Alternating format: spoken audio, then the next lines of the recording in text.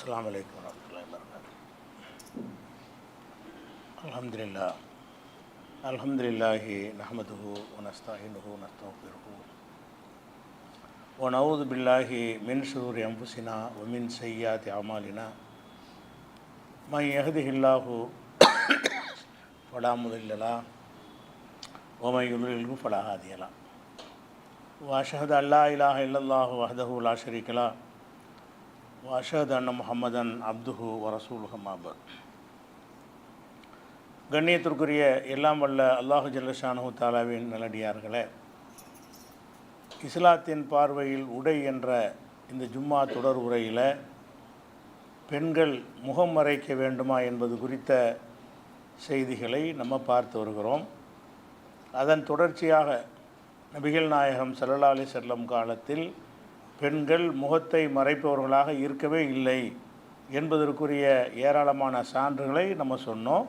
அந்த தொடரில் இன்னொரு சான்று என்னவென்று சொன்னால், நபிகள் நாயகம் ஸல்லல்லாஹு அலைஹி வஸல்லம் காலத்தில் பள்ளிவாசலுக்கு ஆண்களும் வருவார்கள், பெண்களும் வருவார்கள். பெண்கள் கட்டாயமாக வரணும்னு சொல்லப்படவில்லை, விரும்பினால் வரலாம். வருவதை தடுக்கக்கூடாது என்று சொல்லியிருக்கிறார்கள். அந்த அடிப்படையில் குறைந்த எண்ணிக்கையில் பெண்கள் வருவாங்க. ஜமாத் தொழுகைக்கு 5 வேளை தொழுகைக்கும் ஆண்கள் நிறைய வருவாங்க, பெண்கள் குறைய வருவாங்க. அப்படி வரும் பொழுது அங்கேயே உழு செய்யக்கூடிய ஏற்பாடையும் ரசூலுல்லாஹ் செஞ்சுருந்தாங்க. அவங்கவுங்க வீட்டில் உழு செஞ்சுட்டு வந்துட்டாலும் உழு என்பது வந்த பிறகு உழு முறிந்து விடலாம், உழு செய்ய வேண்டிய அவசியம் ஏற்படலாம் என்பதற்காக வேண்டி உழு செய்கிற ஒரு ஏற்பாடு செஞ்சுருந்தாங்க. அது என்ன ஏற்பாடுன்னு சொன்னால், ஒரு பெரிய கல் பாத்திரம், தொட்டி, தண்ணீர் தொட்டிங்கிறோம்ல, அந்த மாதிரி ஒரு தொட்டியில் தண்ணீரை நிரப்பி வச்சுருவாங்க. அந்த தண்ணீரில் வரக்கூடிய ஆண்களும் பெண்களும் என்ன செய்வாங்க, உழு செய்கிறது வழக்கம். உழு செஞ்சுட்டு தொழுவ போவாங்க. வீட்டில் உழு செஞ்சுட்டு வந்தாங்கன்னா அப்படி போயிடுவாங்க. வீட்டில் உழு செஞ்சுட்டு வந்த பிறகு உழு நீங்கி விட்டாலோ அல்லது உழு செய்யாமல் வந்தாங்களோ என்ன செய்வாங்க, அந்த பள்ளியில் ஏற்பாடு செஞ்சுருக்கிற அந்த தண்ணீர் தொட்டியில் உழு அகல்னு சொல்கிறோம்ல, ஹவுலுங்கிறோம்ல, அப்படி பெருசாக இல்லாமல் சின்னதாக ஒரு பாத்திரம் மாதிரி ஒரு தொட்டியை வைத்து அதிலிருந்து என்ன செய்வாங்க, உழு செய்வாங்கன்னு இருக்குது. இந்த உழு எப்படி செய்வாங்க தான் முக்கியமானது. இந்த உழு செய்யும் பொழுது உழு செய்தல் என்பது முகத்தை கழுகணுங்கிறது அதில் முக்கியமான ஒரு விஷயம். உழு செஞ்சாங்கன்னு சொன்னால் கண்டிப்பாக முகம் தெரியும். முகம் தெரியாமல் உழு செய்ய முடியுமா? முகத்தை மறைச்சிக்கிட்டு செய்ய முடியாது. ஆணுக்கு செய்ய முடியாது, பெண்களுக்கு செய்ய முடியாது. அப்போ உழு செய்யக்கூடிய நேரத்தில் ரசூல் ஸல்லல்லாஹு அலைஹி வஸல்லம் காலத்தில் எந்த மாதிரி அந்த உழு செய்த நிகழ்ச்சி நடந்ததுன்னு சொன்னால், புகாரியில் 193வது ஹதீஸில் இருக்கிறது. இப்னு உமர் அறிவிக்கிறாங்க, கானர் ரிஜாலு ஒன்னிசாவு, ஆண்களும் பெண்களும் யத்தவல்லவுன ஃபி ஸமானி ரசூலுல்லாஹி ஸல்லல்லாஹு அலைஹி வஸல்லம், ரசூலுல்லாஹ்வுடைய காலத்தில் உழு செய்பவர்களாக இருந்தார்கள். ஜமி என்றால் ஒன்று சேர்ந்து ஒரு பாத்திரத்திலேயே இவங்க இந்த பக்கம் அவங்க அந்த பக்கம் உழு செய்வாங்க, 2 பேர் உழு செய்வாங்க. அவங்களுக்கு ஒரு தடுப்பு போட்டு அவங்களுக்கு ஒரு தனி ஏரியா கிடையாது, இவங்களுக்கு ஒரு தடுப்பு போட்டு இவங்களுக்கு ஒரு ஏரியா கிடையாது. இருக்கிறது ஒரு தொட்டி தான். அந்த ஒரு தண்ணீர் தொட்டியில் தான் ஆண்களும் பெண்களும் உழு செய்வார்கள். என்ன மாதிரி செய்வாங்க, அவங்களுக்கு ஒரு நேரம் இவங்களுக்கு நேரம்னு ஒதுக்கி செய்ய மாட்டாங்க. 2 பேருமே சேர்ந்து போய் செய்வாங்க. இவங்களுக்கு இந்த பக்கம் செஞ்சாங்கன்னா அவங்க அந்த பக்கம் உழு செஞ்சுட்டு இருப்பாங்க. அப்போ ஆண்கள் உழு செய்வதை பெண்கள் பார்க்கக்கூடிய வகையிலையும், பெண்கள் உழு செய்வதை ஆண்கள் பார்க்கக்கூடிய வகையிலும் தான் ரசூலுல்லாஹ் காலத்து நடைமுறை இருந்திருக்கிறது. அப்போ முகத்தை மறைக்கலைங்கிற விளங்க, முகத்தை மறைத்தல் என்பது அவ்வளவு இவங்க சொல்கிற மாதிரி விஷயமாக இருந்தால், நபி ஸல்லல்லாஹு அலைஹி வஸல்லம் அவர்கள் 2 தொட்டி ஏற்பாடு பண்ணி இது ஆண்கள் பகுதி இது பெண்கள் பகுதின்னு பிரித்து இருந்துப்பாங்க. ஏன்னா உழு செஞ்சால் கண்டிப்பாக முகம் தெரியும். அப்போ உழு செய்கிறதுக்காக முகம் தெரிய வேண்டி இருக்குது, அதனால் அதை ஆண்கள் பார்த்துடக்கூடாது, ஆண்களுக்கு முன்னிலையில் இப்படி செய்யக்கூடாது என்பது நபிகள் நாயகத்தினுடைய கருத்தாக இருக்குமேயானால், அவங்க ஒரு தட்டில் எல்லோரும் உழு செய்கிற மாதிரி ஏற்பாடு பண்ணியிருப்பாங்களா? செஞ்சுருக்க மாட்டாங்க. இது தவிர்க்க முடியும்ல. உழு செய்கிறதுக்கு முகத்தை மறைக்கிறத தடுக்க முடியாட்டாலும் ஒருத்தர் பார்க்கறத தடுக்க முடியும்ல. ஒரு தடுப்பு வைத்து விடலாம், அல்லது ஒரு டைம் போட்டு விடலாம். முதல்ல இந்த இத்தனை மணிலேருந்து இத்தனை மணி வரைக்கும் ஆண்கள் பண்ணுங்கள், இதிலேருந்து இது வரைக்கும் பெண்கள்னு சொல்லி அவங்கவுங்களுக்கு ஒரு தனி நேரமோ தனி ஏற்பாடோ செஞ்சுருந்தார்கள் என்று இன்னொரு தொட்டி வைக்கிறது பெரிய கஷ்டமாக? ஒரு பாத்திரத்தில் தண்ணி வைக்கிற மாதிரி இன்னொரு பக்கம் வைத்தாங்கன்னு ஒரு ஸ்க்ரீனை போட்டு விட்டு இந்த பக்கம் பெண்கள் செய்யுங்கன்னு சொல்லி சிரமமான ஒரு காரியமாக?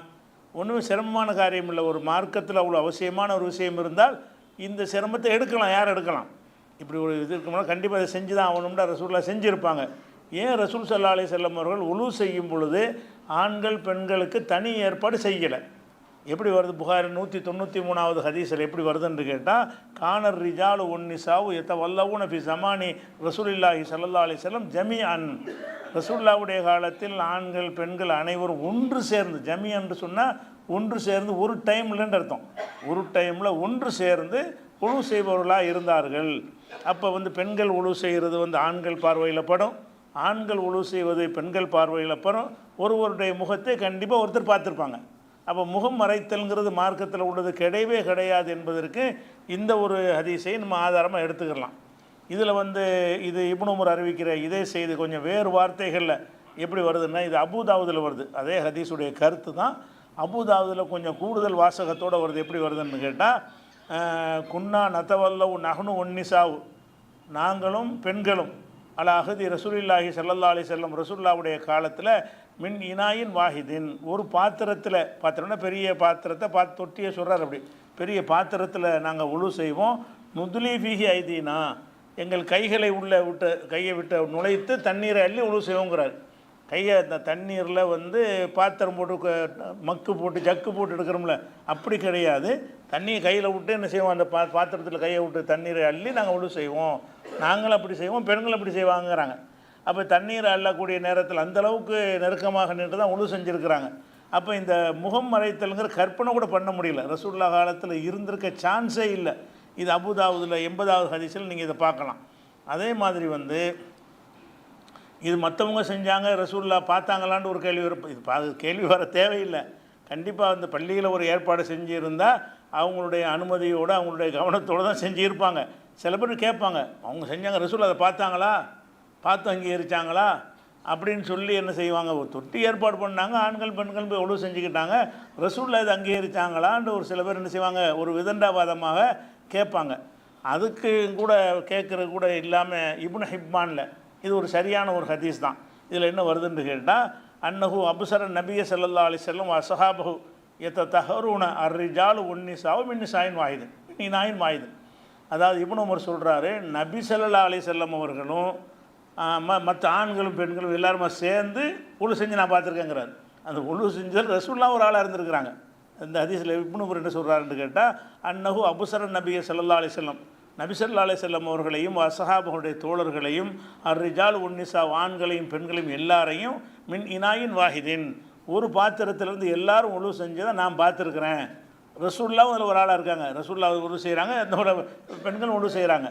அப்போ ரசூலுல்லாஹ்வுடைய பார்வைக்கு படாமல் கவனத்துக்கு போகாமல் இது விட்டதுன்னெலாம் சமாளிக்க இயலாது. ரசூலுல்லாஹ் ஒரு ஆளாக இருந்திருக்காங்களா இல்லையா? அது மாதிரி குல்லுகும் எத்தத்தகரும் மின்ஹும், அனைவரும் அதிலிருந்து தான் உழு செய்வார்கள். அப்போ ஆண்கள் பெண்கள் ரசூலுல்லாஹ் உள்பட எல்லாருமே அந்த ஒரு பாத்திரத்தில் ஒரு நேரத்தில் ஒன்றாக உழு செய்திருக்கிறார்கள். அப்படின்னு இருக்கும் பொழுது என்ன விளங்குதுன்னு கேட்டால், இது நம்ம இது இப்போ முகத்தை மறைத்தல் என்பது இவங்க ஒரு அர்த்தம் இல்லாமல் சொல்கிறாங்க, ஆதாரம் இல்லாமல் சொல்கிறாங்க என்பதை இதிலேருந்து விளங்கி கொள்கிறோம். அதே மாதிரி அபூதாவுதில் இன்னும் ஒரு ஹதீஸ் இருக்கிறது. என்ன ஹதீஸ்ன்னா, இது அறிவிக்கிறவங்க ஒரு பெண்மணி அறிவிக்கிறாங்க, உம்மு சபியான்னு அவங்களுடைய பேர். அவங்க ஜுஹைன் கோத்திரத்தை சேர்ந்தவர்கள், ஜுஹைனா கோத்திரத்தை சேர்ந்தவர்கள் என்றவருக்கு விவரத்தோடு வருகிறது. உம்மு சபியா அவங்க என்ன சொல்கிறாங்கன்னு கேட்டால், அந்த பாத்திரத்தில் உழு செய்யும்போது நானும் ரசூலுல்லாஹ்வே ஒன்றா உழு செஞ்சுருக்கோங்கிறாங்க. அந்த அம்மா சொல்கிறாங்க, பலரும் செஞ்சுருப்பாங்க. அதில் என்ன செய்கிறாங்க, நேரடி விட்னஸ் அவங்க சொல்கிறாங்க, நான் ஒரு பக்கம் ரசூலுல்லாஹ் ஒரு பக்கம், ஒரு பாத்திரத்தில் உழு செஞ்சுருக்கிறோமே, இது ஒரு பிரச்சனை இல்லையேங்கிறாங்க. அந்த முகம் மறைத்தல்ங்கிற ஒரு விஷயம் பயங்கரமாக இருந்தால் இப்போ நடந்தே இருக்காது. அந்த பெண்மணி அறிவிக்கிறாங்க. இது அபூதாவுதில் வரக்கூடிய 78வது ஹதீஸில் வருகிறது. இஹ்தலஃபத்து எதி எது ரசூலுல்லாஹி ஸல்லல்லாஹு அலைஹி வஸல்லம் ஃபில் உது மின் இனாயின் வாஹிதின், ஒரு பாத்திரத்தில் உழு செய்யும் பொழுது என் கையும் ரசூலுல்லாஹ்வுடைய கையும் மாறி மாறி தண்ணீர் எடுத்து உழு செஞ்சு இருக்கிறோம் அப்படின்னு சொல்லி ரசூலுல்லாஹ்வோட சேர்ந்து இவங்க உழு செஞ்சுருக்கிறாங்க. அப்போ இது சஹாபாக்கள் செஞ்சதுக்கு ஆதாரம் இருக்கிறது, சஹாபாக்களோடு சேர்ந்து ரசூலுல்லாஹ் உழு செஞ்சதுக்கு ஆதாரம் இருக்கிறது. அதுக்கு நேரடி சாட்சி இருக்கிறாங்க, சான்று பகர்றாங்க. அப்போ இது என்ன காட்டுதுன்னு கேட்டால், அந்த முகத்தை மறைத்தல் என்கிற ஒரு விஷயம் கற்பனை கூட பண்ண முடியலை, ரசூலுல்லாஹ்வுடைய காலத்தில் இருக்கவே கிடையாது. இன்னும் சொல்ல போனால் இந்த கைகள் கூட இந்த அளவுக்கு கூட தெரிகிறது கூட மார்க்கத்தில் தடை இல்லை. அது உழுன்னு சொல்கிறாங்கன்னு ஒரு பேணுதலுக்கு சொல்லிக்கிட்டது தவிர, உழு செஞ்ச இதுவும் தானே கத்தனி, உழு செஞ்சாங்கன்னா இது வரைக்குமா கழுவுவாங்க, முழங்கை வரைக்கும் கழுவாங்கல்ல, ஒழு செய்யும் பொழுது முகத்தையும் பார்ப்பாங்க, இது வரைக்கும் உள்ள கைகளையும் பார்ப்பாங்க. அப்போ கைகளை பார்த்துருவாங்களேன்னு நினச்சி அதுக்காக வேண்டியாவது ஒரு ஏற்பாடு பண்ணியிருக்கணுமா இல்லையா? மாற்று ஏற்பாடு வேற ஒரு இடத்த ஏற்பாடு பண்ணியிருக்கணுமா? தனி ஏற்பாடு பண்ணியிருக்கணுமா இல்லையா? இல்லை தவிர்த்துருக்கணுமா இல்லையா? பெண்கள்லாம் வீட்டில் ஓடு செஞ்சுட்டு வாங்க, அந்த ஏற்பாடும் கிடையாது அப்படின்னு சொல்லியிருக்கலாம்ல, எவ்வளோ சொல்லியிருக்கலாம். இதை தவிர்ப்பதற்காக வேண்டி 1000 ஏற்பாடுகளை செய்ய முடியும். ஒரு ஏற்பாடு சொல்ல செய்யலை. அவங்களே அது ஒரு ஆளாக நின்று போய் உழவு செய்கிறாங்க. அப்போ உழவு செய்தல் என்பது சாதாரணமாக இருக்கும்போது ஒரு ஆண் பெண்ணு எந்த மாதிரி பார்த்து கொள்வார்கள் அந்த மாதிரி தான் உழவுடைய நேரத்திலையும் இருந்திருக்குது. அப்போ இது இந்த முகத்தை மறைத்தல்ங்கிறது ஏதோ ஒரு அறியாமையின் காரணமாக இவங்க என்ன செஞ்சுருக்கிறாங்க, இந்த ஒரு சிந்தனைக்கு வந்திருக்கிறாங்க. இவங்களாம் வலுக்கட்டாயமாக இஸ்லாத்தில் இல்லாத ஒன்றை இஸ்லாம் மாதிரி ஆக்கி இஸ்லாத்துக்குள்ளேயே இந்த மாதிரி பெண்கள் அடக்கி வைக்கணும்னு சிந்திக்கக்கூடிய சில பேர் பிற்காலத்தில் உருவாகி இந்த ஆதாரங்களெல்லாம் புறந்தள்ளிவிட்டு, மார்க்கத்தில் ஆதாரத்தை கொண்டு தானே முடிவு செய்யணும், ஆதாரத்தெல்லாம் புறந்தள்ளிவிட்டு அதுலேயும் கண்ணு தான், அந்த கண்ணில் ஒரு கண்ணு தான் தெரியுமா, அது கூட பெண்களுக்கு எல்லாத்தையும் எப்படி மறைக்கணும், எந்த அளவுக்கு கடமை என்று சொன்னால் அவங்களுடைய ஒரு கண்ணு தெரிகிற அளவுக்கு தான் ஆடை அணியணும், 2 கண்ணு கூட தெரியக்கூடாதுன்றலாம் எழுதி வச்சுருக்கிறாங்க. இது எங்கேருந்து எடுத்தீங்க, இது யார் உங்களுக்கு சொன்னால்? இப்படியெல்லாம் சட்டம் வகுக்கிற அதிகாரத்தை இந்த அறிஞர்கள் சொல்லக்கூடிய ஆளுகளுக்கு இஸ்லாம் வழங்கி இருக்குதா? ஆதாரத்தோடு சட்டம் சொல்வதற்கு அனுமதி வழங்கியிருக்கிறது. ஆதாரம் இல்லாமல் இஷ்டத்துக்கு விட்டு அடிக்க அனுமதி இருக்குதா? அனுமதி கிடையாது. அப்போ இதெல்லாம் சொல்ல போகும்போது இது எல்லாத்துக்கும் அவங்க வச்சுக்கிற ஒரு பதில் என்னன்னு கேட்டால், இதெல்லாம் ஆரம்ப காலத்தில் இருந்துச்சு. எப்படி இதுக்கு ஒரு பதில் சொல்லுவாங்க, என்ன சொல்லுவாங்க, ஹிஜாபுண்டு எல்லாத்தையும் மறைக்கணும்னு ஒரு சட்டம் இஸ்லாத்தில் வந்தது, அதுக்கு முன்னாடி நடந்த சம்பவம்னு ஒரு வாரத்தில் பதில் சொல்லி முடிச்சுருவாங்க. இதில் ஆனால் அப்படி இல்லை, பிந்தி நடந்ததும் இருக்கிறது. அவங்களுடைய பதில் என்னன்னு கேட்டால், இது எல்லாமே ஹிஜாப் என்பதற்கு முன்னாடி நடந்தது. ஆரம்பத்தில் இப்படிலாம் இருந்தாங்க, அதுக்கு பிறகு ரசூலுல்லாஹ் நினைச்சிட்டாங்கன்னா தடை செஞ்ச பிறகு இப்படிலாம் நடக்கலை அப்படின்னு சொல்லி ஆதாரம் இல்லாத கற்பனையாக, இதுக்குரிய ஆதாரத்தை காட்டி சொல்வதில்லை. இதெல்லாம் முந்தி தான் நடந்தது, பிந்தி நடக்கலைங்கிற மாதிரி, பிந்தி நடக்கலைங்கிறதுக்கு ஒரு ஆதாரத்தை சஹாபியாக ரிப்போர்ட் பண்ணணும்ல, அந்த காலத்தில் வாழ்ந்தவர்களுடைய ரிப்போர்ட்டை வச்சு தான் சொல்ல முடியும். அப்படியான எந்த ஒரு நேரடி சாட்சியங்களும் இல்லாமல் இவங்க ஊகித்த ஒரு விஷயத்தை சொல்லுவாங்க. இது ஹிஜாபுக்கு முன்னாடி கேட்டால் உடனே இது பெரிய பெரிய அறிஞர்கள்லாம் இந்த நோய் ஹிஜாபுக்கு முன்னாடிங்கிற நோயில் வீழ்ந்திருக்கிறாங்க. பெரிய அறிஞர் நம்ம அறியப்பட்டவராக இருப்பார், அவர் என்ன செய்வார், இந்த சம்பவத்தை போட்டு இது ஹிஜாபுக்கு முந்தி இருக்கலாம், அப்படி எந்த இந்த ஹதீஸ்லேருந்து அர்த்தம் வந்துருமே, இந்த மாதிரி மக்கள் விளங்கிடக்கூடாதுங்கிறதுக்காக வேண்டி இதுக்கு கீழே கவுண்டர் கொடுத்துருவாங்க. இந்த மாதிரி ஹதீஸை போடுவோம், என்ன செய்வாங்க, இது ஹிஜாபுக்கு முந்தி நடந்ததாக இருக்கலாம், இப்போ நீங்கள் யாரும் செஞ்சிடாதீன்னு நுழைக்கிறது.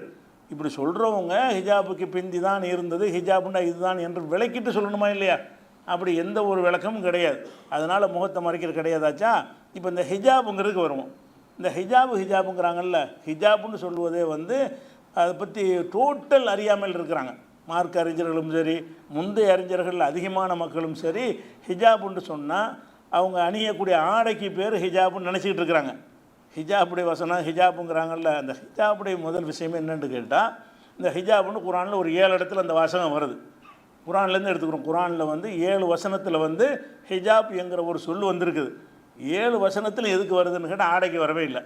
7 வசனத்துலையும் இப்போ நீங்கள் உட்காந்துருக்கு, நான் உட்காந்துருக்கிறேன், நம்ம இங்கே ஒரு ஸ்க்ரீனை போட்டுறோமோ அதான் ஹிஜாப். நீங்கள் என்னை பார்க்காம நான் உங்களை பார்க்க முடியாமல் ஒரு ஸ்க்ரீன் போடுறாங்களே திரை, ஹிஜாபுக்கு நேரடியான அர்த்தம் திரை தான். திரை போடுவது ஆளுக்கு போடுற ஆடைக்கு பேர் ஹிஜாபு கிடையாது. அந்த முதல்ல ஹிஜாபுடைய அர்த்தம் என்னன்னு கேட்டால் திரை போடுவது அப்படிங்கிறது அதனுடைய அர்த்தம். இந்த திரை போடுவதை பற்றி குரானில் ஒரு வசனம் வருது. 7 வசனம் வேறு விஷயத்தை சொல்லுகிறது, இந்த ஒரு வசனம் ஆடையை பற்றி சொல்லுகிறது. இந்த ஹிஜாபுடைய வசனம்னு சொல்கிறாங்கல்ல, அந்த வசனம்ங்கிறதுல ஒரு ஹிஜாபுங்கிற வார்த்தை வருது. இது இல்லாமல் வேறு விஷயத்தை உதாரணமாக சொன்னீங்கன்னு சொன்னால், இப்போ சொர்க்கவாசிகள் நரகவாசிகள் நல்லா 2ஆக பிரிச்சிருவான். அப்போ அந்த 2க்கும் நடுவில் என்ன செய்வான்னா எல்லாம் ஒரு ஹிஜாபை போட்டுருவான். சொர்க்கத்துக்கு நரகத்துக்கு இடையில் பைனகுமா ஹிஜாபுன், ஹிஜாபுங்கிற வார்த்தை எல்லாம் புர்கா போட்டிருப்பான்னு அர்த்தம் கிடையாது. பைனகுமா ஹிஜாபுன், அந்த சொர்க்க நரகம் 2க்கு மத்தியில் ஹிஜாப் இருக்கும். ஹிஜாப் என்றால் ஒரு திரை போடப்படும், தடை போடப்படும். திரைங்கிறது ஸ்க்ரீனில் இருக்கலாம், சுவரில் இருக்கலாம், மரத்தில், ஏதோ ஒரு மெட்டீரியலில், அதாவது மறைக்கிறது. அதான் இங்கே உள்ளது அங்கே தெரியாமல், அங்கே உள்ளது இங்கே தெரியாமல் மறைக்கிறதுக்கு பேர் தான் ஹிஜாப். அப்போ சொர்க்கவாசிகள் நரகவாசிகளுக்கு மத்தியில் அந்த ஹிஜாப் என்று ஒன்று போட்டு எல்லாம் பிரிச்சிருவான். நரகத்தில் உள்ள யாரும் சொர்க்கவாசிகளை பார்க்க முடியாது, சொர்க்கவாசிகள் யாரும் நரகவாசிகளை பார்க்க முடியாதுங்கிற அளவுக்கு ஒரு பிரிவினை ஏற்படுத்தப்படும் அல்லாஹ் சொல்லும் பொழுது அதுக்கு பயன்படுத்துகிற வார்த்தை ஹிஜாப். 7வது சூறாவில் 46வது வசனத்தில் இந்த வசனம் இருக்கிறது. ஓ பைனகுமா ஹிஜாபுன், அந்த சொர்க்கவாசிகள் நரகவாசிகளுக்கு மத்தியில் ஒரு ஹிஜாப் இருக்கும். ஏன்னா இது ஹிஜாபுடைய அர்த்தத்தை விளங்குறதுக்காண்டி. பிறகு வந்து இவங்க சொல்லக்கூடிய ஹிஜாபுடைய வசனம்ங்கிறாங்கல்ல, அது என்ன சொல்லுதுங்கிறத பார்ப்போம். அது இவங்க சொல்ல கருத்தை சொல்லவே இல்லை, அது ரெண்டாவது பார்ப்போம். இது ஒரு விஷயமாச்சு. அடுத்ததாக வந்து 17வது சூறாவில் 45வது வசனத்தில் எல்லாம் என்ன செய்கிறான்னு கேட்டால், நபியை நீங்கள் குரானை மக்களுக்கு ஓதி காட்டுறீங்க. ஓதி காட்டுறது எல்லாருக்கும் வேலை செய்யாது. யாருக்கு வந்து அல்லாஹ் திரை போடாமல் இருக்கிறான்னு அவங்களுக்கு தான் வேலை செய்யும். இந்த அல்லாவை ஆகிரத்தை நம்பாதவனுக்கு நான் ஒரு திரையை போட்டு வச்சிடுறேன், நீ பாட்டுக்கு ஓத வேண்டியது அவனுக்கு எந்த ஒரு தாக்கத்தையும் ஏற்படுத்தாது. குரானை ஓதுனா கூட அவனுக்கு எந்த தாக்கமும் ஏற்படுத்தாது அப்படின்னு சொல்வதற்கு அல்லாஹ் பயன்படுத்துகிற வார்த்தை ஹிஜாப். எப்படி பண்ணுறான்? ஒய்தா கரகத்தல் குரானை, இது 17வது சூறாவில் 45வது வசனத்தில் இருக்கிறது. ஒய்தா கரகத்தல் குரானை, நபியை நீங்கள் குரானை ஓதும் பொழுது ஜஅல்னா பைனக்க, உங்களுக்கும் பைனல்லதீன லா யூமினூன பில் ஆஹிரா, மறுமையை நம்பாத மக்களுக்கு மத்தியில் நாம் ஏற்படுத்தி விடுவோம் ஹிஜாப மஸ்தூரா, ஒரு மறைக்கப்பட்ட திரையை ஏற்படுத்திடுவோம். இந்த திரை கண்ணுக்கு தெரியாத ஒரு திரை, இது திரை தான். திரை நமக்கும் காஃபிருக்கு மத்தியில் திரை இருக்குன்னு நல்லா சொன்னா திரையை பார்க்க செய்கிறோம் இல்லை. இந்த வேதம் வந்து அவங்க காதுக்கு போகாத வகையில் ஒரு மறைமுகமாக ஒரு திரையை போட்டு தடுத்துறான். இங்கே கூட இந்த புர்கா ஆடைங்கிற ஒரு அர்த்தத்தில் வரவே இல்லை. அப்போ நீங்கள் அல்லாஹ்வுடைய ரசூல் குரானை ஓதும் பொழுது எல்லாருக்கும் அது பயன் தரல. குரானை எல்லா மக்களும் ஒரே மாதிரி தான் ஓதுறாங்க. எவனுக்கு ஆகிரத்து நம்பிக்கை இருக்கோ அவனுக்கு வந்து அச்சத்தை ஏற்படுத்துது. எவனுக்கு ஆகிரத்து நம்பிக்கை ஏற்படு இல்லையோ அவனுக்கு திரையை போட்டு தடுத்தா என்னவாக, ஒன்றுமே வீட்டில் சேராது, தடை செஞ்சிடும். அந்த மாதிரி ஒரு தடையை, ஒரு சுவரை எழுப்பியிருக்கிறோம். சுவர் மாதிரி உள்ளது, அது திரை மாதிரி உள்ளது, சுவர் மாதிரி எழுப்பி கண்ணுக்கு தெரியாது அது. அப்போ ஒய்தா கரகத்தல் குரானை, குரானை நீ ஓதும் பொழுது ஜஅல்னா பைனக பைனல்லதீன லா யூமினூன பில் ஆஹிரத்தி ஹிஜாப மஸ்தூரா, உனக்கும் ஆகிரத்தை நம்பாத மக்களுக்கு மத்தியில் ஒரு ஹிஜாபை ஏற்படுத்திடும். இங்கே ஹிஜாப்னு வருது. ஹிஜாபுடைய அர்த்தத்தை விளைய ஹிஜாபுங்கிற ட்ரெஸ்ஸுங்கிற அர்த்தத்தில் வரவே இல்லை. ஹிஜாபுங்கிற குரானில் எந்த ஒரு இடத்துலையும் ஆடையை குறிக்கிற ஒரு சொல்லாக பயன்படுத்தப்படவே கிடையாது மார்க்கத்தில். ஆனால் இந்த ஹிஜாப்னு என்ன செய்யற, தலையில் ஒரு துணி தான் ஹிஜாப்னு என்ன செய்கிறாங்க, மக்களை அவங்கள ஏமாந்து நம்மளை ஏமாற்றி கொண்டிருக்கிறார்கள். ஹிஜாபுங்கிற வார்த்தை எந்த ஒரு இடத்துலையுமே, ஹதீஸ்லேயும் சரி குரான்லேயும் சரி, இந்த ஆடைங்கிற ஒரு அர்த்தத்துக்கு வரவே கிடையாது. அதை நம்ம விளங்கிக்கணும். அதே மாதிரி வந்து மரியம் அலைஹிஸ்ஸலாம் அவங்களுடைய வரலாறு சொல்கிறான். 19வது அந்த சூறாவுக்கு பேர் மரியம் தான். 19வது அத்தியாயத்தில் ஒரு செய்தி வருது. என்னென்னு கேட்டால், அவங்க வந்து அல்லாஹ்வுடைய வல்லமையை கொண்டு அவங்க கர்ப்பமாயிடுறாங்க. தந்தை இல்லாமல் மரியம் அலைஹிஸ்ஸலாம் வந்து ஈசா நபி என்ன செஞ்சுறாங்க, கர்ப்பத்தில் சுமந்துடுறாங்க. சுமந்தவுடனே என்ன செய்கிறாங்கன்னு கேட்டால், அந்த சம்பவத்தை அல்லாஹ் எப்படி செய்கிறான்னு கேட்டால், என்ன மாதிரி அவங்க வந்து கருவடைஞ்சாங்க, எப்படி அவங்க வந்து குழந்தை உண்டானார்கள் அப்படிங்கிற ஒரு செய்தியை அந்த மரியம் சூறாவில் வரிசையாக சொல்லிட்டு வர்றான். அதை சொல்லும் பொழுது மரியம் அலைஹிஸ்ஸலாம் என்ன செய்கிறாங்கன்னா, ஃபத்தஹதத் மின் தூனிஹிம் ஹிஜாபன், இந்த மக்களுக்கு தெரியாத வகையில் தனக்கு ஒரு திரையை அவர்கள் அமைத்து கொண்டார்கள். அதாவது மரியம் அலைஹிஸ்ஸலாம் வந்து பிறந்த உடனே அவங்க அம்மா வந்து பைத்துல் முகத்தஸுக்கு நேர்ந்து விட்டுருவாங்க அந்த பிள்ளைய. பைத்துல் அந்த காலத்தில் ஒரு பழக்கம் இருந்துச்சு, பிள்ளைகளை வந்து பள்ளிவாசல் பணிவிடைக்காக வேண்டி நேர்ந்து விட்டுருவாங்க. அவங்க பள்ளியில் தங்கி பள்ளியுடைய பணிவிடையெல்லாம் செஞ்சுக்கிட்டு இருக்கிற வழக்கம் இருக்குது. ஆம்பளை பிள்ளைங்க தான் செய்வாங்க. இவங்கள தான் டிஃப்ரெண்ட்டாக ஒரு பெண் பிள்ளை என்ன செய்கிறாங்க, அந்த பள்ளிவாசலில் கொண்டாந்து நேர்ச்சி செஞ்சு விட்டுருவாங்க. அந்த பள்ளிவாசலுடைய நிர்வாகியாக இருக்கிறார் யாருன்னா ஜக்கரியா நபி. ஜக்கரியா நபி, மரியம் அலைஹிஸ்ஸலாம், ஈசா நபி, யஹ்யா ஒரு காலத்தில் வாழ்ந்தவங்க. அப்போ ஜக்கரியா நபியுடைய கையில் தான் அந்த பைத்துல் முகத்தஸ் நிர்வாகம் இருக்குது. அவர் தான் அந்த முத்தவழின்னு வைங்களேன், நபியாகவும் இருக்கிறாரு. அந்த பைத்துல் முகத்தஸ் பள்ளியுடைய நிர்வாகம் வந்து யார்கிட்ட இருக்குது, அவர்கிட்ட இருக்குது. அப்போ இந்த மரியம் அலைஹிஸ்ஸலாத்தை யார் பொறுப்பேற்கிறேன்னு வரும் பொழுது, நான் ஏற்றுக்கிறேன்னு இவர் சொல்லி ஜக்கரியா நபி பொறுப்பேற்றிருப்பார். அவங்களுக்கு அந்த பள்ளியிலே தனியாக ஒரு அறை ஒதுக்கி கொடுத்து அதில் இருப்பாங்க. அந்த மரியம் அலைஹிஸ்ஸலாம் வச்சுருப்பாங்க. அந்த அவங்க வைக்கப்பட்ட இடத்துல தனியாக இருக்கணும்ல, மற்ற பார்வை படாமல், அதுக்காக வேண்டி அவங்க ஒரு ஹிஜாபை ஏற்படுத்தி கொண்டார்கள்னு வருது. ஃபத்தஹதத் மரியம் பள்ளியில் தங்கிக்கன்னு சொல்லிட்டாங்க. பள்ளியில் தங்கினாங்கன்னு சொன்னால் எல்லோரும் பார்க்குற மாதிரியே தங்க முடியும், பிரைவசியாக பல விஷயங்கள் இருக்கா இல்லையா. அதுக்காக என்ன செய்கிறாங்கன்னா, ஃபத்தஹதத் மின் தூனிஹிம் ஹிஜாபன், அவங்களுடைய கண்களுக்கு தெரியாத வகையில் ஒரு ஹிஜாபை அவர்கள் போட்டுக்கொண்டார்கள். ட்ரெஸ் போட்டுக்கிறது, ஹிஜாப் போட்டுக்கிறது, அவங்க இருந்த ஒரு இடத்துல ஒரு துணியை மறைச்சி ஒரு தடுப்பு மாதிரி ஏற்படுத்தி கொண்டார்கள். அந்த நேரத்தில் தான் ஃபர்சல்னா இலைஹா ரூஹனா, நம்முடைய ஜிப்ரீலை, ரூஹ்னா ஜிப்ரீலுக்கு இன்னொரு பேர், ஜிப்ரீலை நம்ம அனுப்பி வைத்தோம். அவர் ஒரு மனித வடிவத்தில் வந்தார். வந்து உனக்கு இறைவன் ஒரு பிள்ளையை தருவதாக நற்செய்தி கூறுகிறான்னு சொல்லி அதன்படி தான் அவங்க குழந்தை உருவாகிறார்கள். அவங்க அந்த தனிமையில் பள்ளிவாசலில் அவங்களுக்கு ஒதுக்கப்பட்ட ஒரு இடத்துல ஒரு திரையை போட்டுட்டு உட்கார்ந்தாங்கல்ல, அதை சொல்லும்போது ஹிஜாபுங்கிறான்ல. ஃபத்தஹதத் மின் தூனிஹிம் ஹிஜாபன், அவங்களுக்கு தெரியாத வகையில் ஒரு ஹிஜாபை போட்டு கொண்டார்கள்னு 19-17 வசனத்தில் இருக்கிறது. அதே மாதிரி சுலைமான் நபியுடைய வரலாறு சொல்கிறான். அதுலேயும் ஒரு ஹிஜாபுங்கிற வார்த்தையை யூஸ் பண்ணுறான்.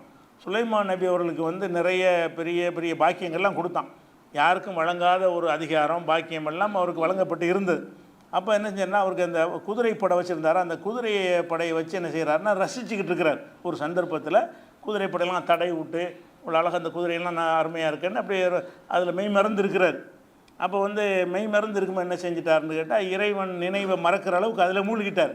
அதாவது சூரியன் மறைகிற வரைக்கும் அவர் வந்து என்ன செய்யலை, வந்து தொழுவாத அளவுக்கு மறைஞ்சிட்டா, அந்த மாதிரி மூழ்கிட்டார்னு வருது.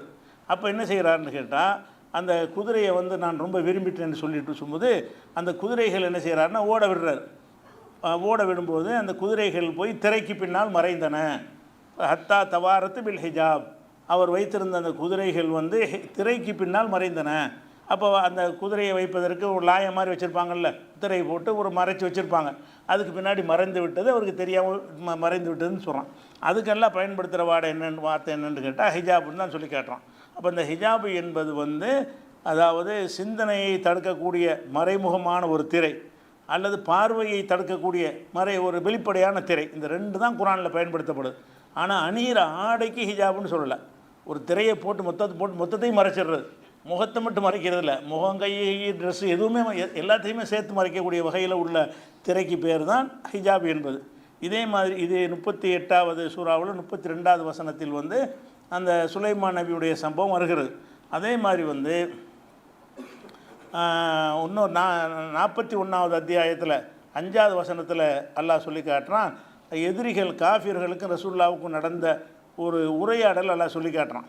அவங்க என்ன சொல்கிறாங்க, என்ன முகமதை, உனக்கு நமக்கு சரிப்பட்டு வராது, உனக்கு நமக்கு மத்தியில் ஒரு திரை இருக்குங்கிறாங்க, ஹிஜாப் இருக்குங்கிறாங்க. நீ உனக்கும் எனக்கு மத்தியில் நமக்கு சரியாக வராது. உமின் பைனினா பைனிக்கே ஹிஜாபுன், உமக்கும் நமக்கு மத்தியில் ஒரு ஹிஜாப் இருக்கிறது, ஒரு தடை இருக்கிறது. நீ சொல்கிறது எங்களுக்கு ஏற்றுக்கொள்ள முடியாது, நாங்கள் சொல்கிறது உனக்கு ஏற்றுக்கிற முடியாதுங்கிற வகையில் ஒரு மறைமுக தடை தான், ஒரு ஆன்மீக ரீதியான ஒரு தடை. அப்போ இது வந்து இந்த வசனத்தில் இப்படி சொல்லி காட்டுறோம்.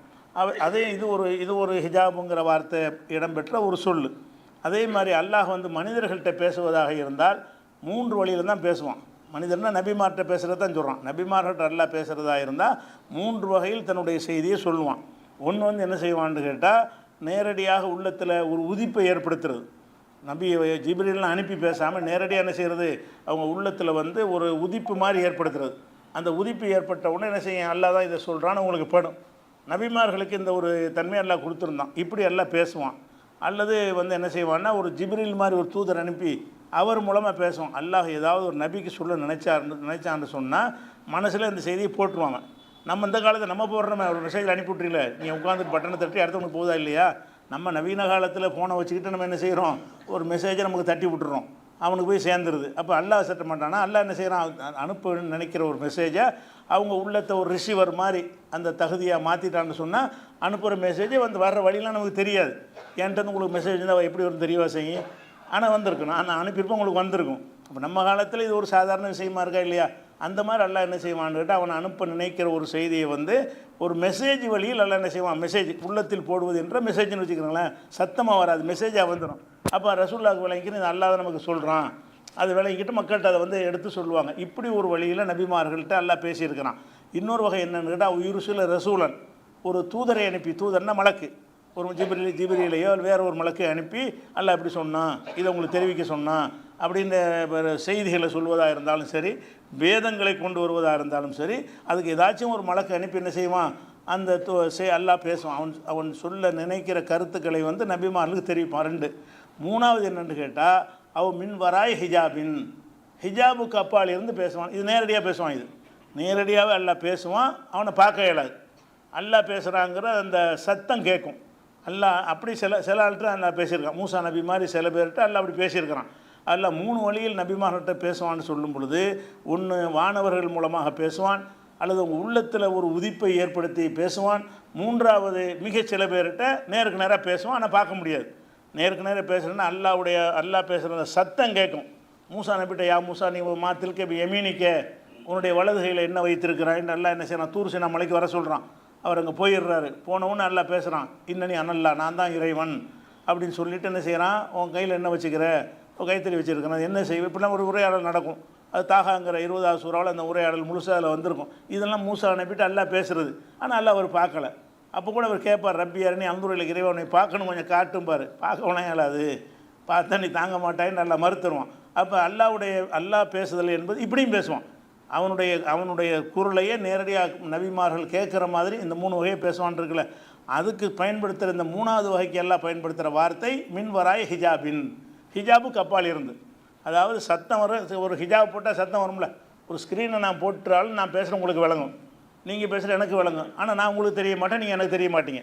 இந்த ஹிஜாப் என்பது எதை தடுக்கும்னா பார்வையை தான் தடுக்குமே தவிர கேள்வியை தடுக்காது. அது இரும்பு சுவர் மாதிரி எழுப்பிட்டால் ரெண்டையும் தடுத்தணும், அது ஒரு விஷயம். இரும்பு நாள் ஒரு சுவர் மாதிரி எழுப்பி நீங்கள் நான் இங்கே அடுத்த பில்டிங்கில் வழங்கவா செய்யுது, அப்படி திரையில்லை. இது அல்லாஹ் ஒரு ஹிஜாப் போடுறான்னா என்ன செய்யுது, பார்வையை தடுக்குமே தவிர கேள்வியை தடுக்காது அப்படின்னு சொல்லும்போது இந்த இடத்துல எல்லாம் என்ன செய்கிறான்னு கேட்டால் ஹிஜாப்புங்கிற ஒரு வார்த்தையை யூஸ் பண்ணுறான். அப்போ இவ்வளோ தான் ஹிஜாப். இது தவிர அவங்க அந்த ஆடை ஹிஜாபுடைய வசனம்னா அது ஒன்று, அது பிறகு விளக்க போகிறோம். இது இவ்வளோ தான் ஹிஜாபுன்னு வரக்கூடிய வசனங்கள். அப்போ இந்த ஹிஜாபுங்கிற சொல்ல திரை, தடை, தடுப்பு அதுக்கு தான் நல்லா பயன்படுத்துகிறானே தவிர ஆடைக்கு உரிய ஒரு விஷயம் கிடையாது. அப்போ இந்த ஹிஜாப் வசனம் சொல்கிறாங்களே அது என்ன அப்படின்னு பார்த்தீங்கன்னா, நபிகள் நாயகம் ஸல்லல்லாஹு அலைஹி வஸல்லம் அவங்க வாழ்ந்த காலத்தில் அவங்க ஜெய்னபை கல்யாணம் பண்ணுறாங்க. அந்த விவரமாக பிறகு சொல்கிறேன். சுருக்கமாக ஜெய்னபை கல்யாணம் பண்ணாங்க. ஜெய்னபை கல்யாணம் பண்ணி விருந்தளிக்கிறாங்க. விருந்தளிச்சோன்னு என்ன செய்கிறாங்கன்னா, அந்த மக்கள் இருந்த ஆளுக்கு விருந்து சாப்பிட்டு அங்கேயே உட்காந்துக்கிட்டு பிளேடு போட்டுட்டு இருக்கான், போக மாட்டேங்கிறாங்க. சாப்பிட்டா போயிடணுமா இல்லையா, அது போகாமல் அங்கேயே உட்காந்து சகாபாக்கள் நினைச்சாங்க ஆர்ட் அடிச்சுக்கிட்டு உட்காந்துக்கிட்டு இருக்கிறாங்க. அப்போ அதை கண்டிச்சரில் என்ன செய்கிறான், சாப்பிட்டா போயிட்டே இருங்க, எதுக்கு ஒரு வந்துட்டிங்கன்னா நீங்கள் உட்காந்துட்டு எதுக்கு இருக்கிறீங்க, அது மாதிரி சொல்லிட்டு வரும்போது அப்போ எல்லாம் என்ன செய்கிறான், இனிமேல் நபியுடைய மனைவிமார்கிட்ட எதுவும் நீங்கள் கேட்பதாக பேசுவதாக இருந்தால் ஃபஸ்ட் அலூஹுன்ன மின் வராய் ஹிஜாபின், ஒரு திரைக்கு பின்னால் இருந்து நீங்கள் கேட்க வேண்டும். நபியின் மனைவிமார்கள்னு சொல்லியே வருது வாசகம். அந்த முழுசை நான் வாசிச்சே நான் காட்டுறது. அந்த வசனத்தில் என்ன வருதுன்னு கேட்டால், நபியின் மனைவிமார்கிட்ட நீங்கள் எதையாவது கேட்குறதா இருந்தால் அவங்க ஒரு திரைக்கு பின்னாடி அவங்க இருப்பாங்க. நீங்கள் திரைக்கு இப்பால் நீங்கள் இருக்கணும், இருந்து அவங்கள்ட்ட பேசுங்க, அவங்கள்ட்ட எந்த கேள்வியும் கேளுங்க. அப்படி இல்லாமல் நேருக்கு நேரம் நீங்கள் நபியின் மனைவிமார்களை நீங்கள் சந்தித்து பேசாதீங்கன்ற அந்த வசனம் இறங்குது. அதுதான் ஹிஜாபுங்கிற வார்த்தை வருது. ஃபஸ்ட் அலூஹுன்ன மின் வராய் ஹிஜாபின், ஹிஜாபுக்கு அப்பால் இருந்து நீங்கள் அவங்கள்ட்ட எதையும் கேளுங்கள். இதைத்தான் ஹிஜாபுடைய ஆயத்து நீங்கள் சொல்கிறாங்கல்ல. இந்த வசனம் இறங்குறதுக்கு முன்னாடி நடந்த சம்பவங்கிறாங்கல்ல.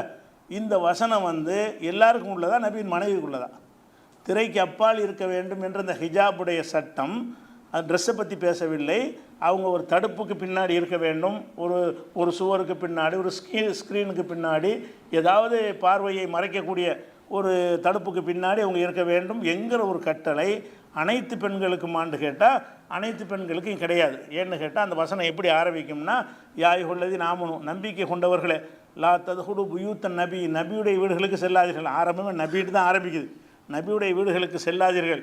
இல்லா யூத நலக்கும், இல்லா தான் உணவுக்காக உங்களை அழைத்தாலே தவிர போகாதீங்க. சாப்பாடு கூப்பிட்டா போங்க. கைர நாளிரீன இனாகு, சாப்பிடும்போது அவங்களுடைய பாத்திரத்தை பார்த்துட்டு இருக்காது. அது ஒரு பழக்கம் மால்ட்டு இருக்குது. சாப்பிட்டு போய் பார்த்துட்டு இருப்பாங்க. சாப்பாட்டு கூப்பிட்டு போய் என்ன செய்வாங்க, அது உத்து பார்த்துட்டு இருப்பாங்க. சாப்பிட்ற ஆளுக்கு ரொம்ப ஒரு அலர்ஜியாக இருக்கும், சாப்பிட்றதுக்கு சங்கடம் போடுவாங்க. சில பார்க்குறத விட்டு ஃபோனில் வேறு கேமராவில் இருப்பாங்க சாப்பிட்றத. அவர் சாப்பிட்ற ஆளை சாப்பிட்டு நிப்பாட்டிடுவார். நல்லா சாப்பிடணும்னு நினச்சிருப்பாரா, அதை போய் வீடியோவில் எடுப்பாங்க.